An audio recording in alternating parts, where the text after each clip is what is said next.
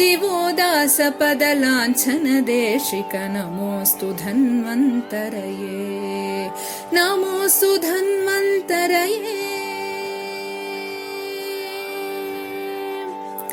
पंचभूत संघात संतते संतत पोषण रक्षण हेतो गमपनि सनिदपमप गम गरिसा पंचभूत संघात संतते संतत पोषण रक्षण हेतो यस्यानुग्रह मात्रेण वयं सज्जा स्वामुपयाताः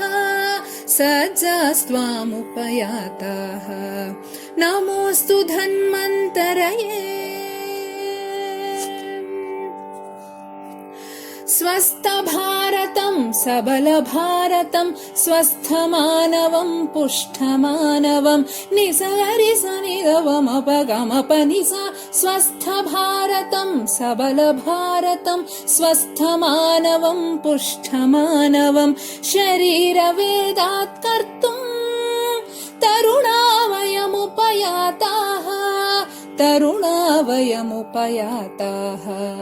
नमोऽस्तु धन्वन्तरये